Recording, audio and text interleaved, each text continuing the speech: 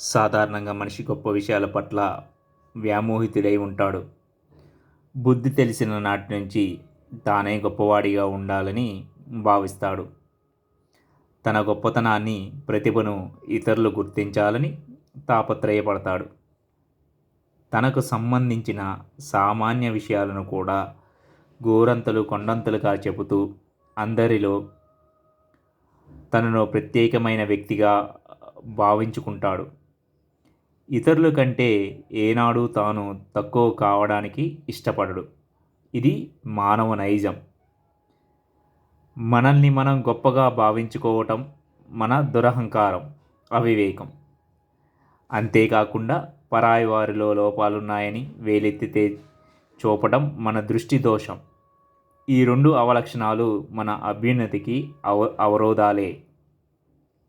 అసలు ఒక మనిషి గొప్పతనాన్ని ఎలా గుర్తిస్తాం? మాటలు, ఆలోచనలు, వృత్తి, ధనం, పాండిత్యం ఇవేమీ గొప్పతనానికి అర్హతలు కావు. పదవి, పలుకుబడి ఉంటే ఆ మనిషి అవసరార్థం పొగిడేవారే ఎక్కువ. అవసరం తీరిపోయాక వారిని ఏమాత్రం పట్టించుకోరు.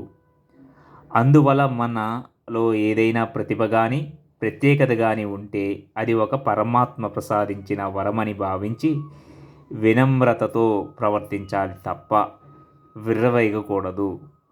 మన గొప్పతనాన్ని చూసి ఎవరైనా ఆకాశానికి ఎత్తేసినా కాళ్ళు నేల మీద ఉండేటట్లు చూసుకోవాలి.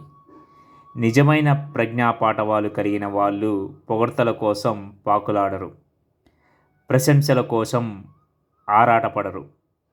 తమ గొప్పతనాన్ని గురించి ఎవరు ఎంతలా పొగడ్తలో ముంచెచ్చినా వాటిని ఏమాత్రం పట్టించుకోరు.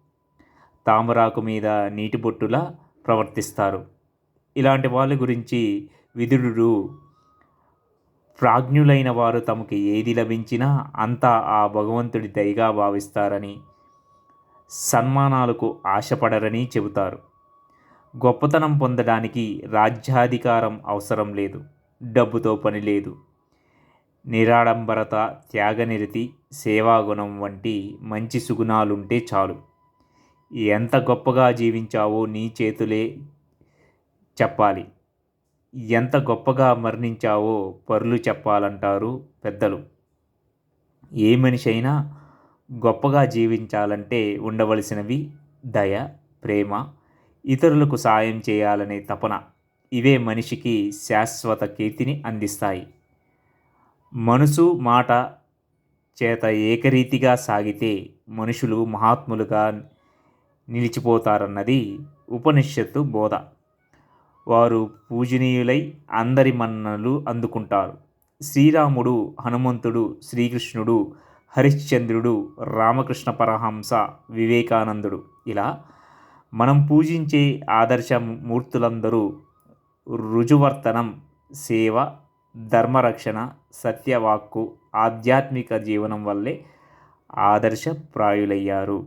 నిజానికి అందరిలోనూ ఆ పరమాత్మను దర్శించేవారు మహాత్ములు, గొప్పవాళ్ళు. మహాత్ములంటే సర్వవ్యాప్తి అయిన ఆత్మానుభవం కలవారు. భూమి కన్నా సముద్రం గొప్పది. ఆ సముద్రాన్ని ఒకే గుటకలో మింగిన అగస్త్య మహర్షి అంతకన్నా గొప్పవారు. కానీ ఆకాశంలో ఉన్న అన్ని లోకాలను ఒకే పాదంతో కొలిచిన వామనుడు అగస్త్యుడి కన్నా గొప్పవాడు.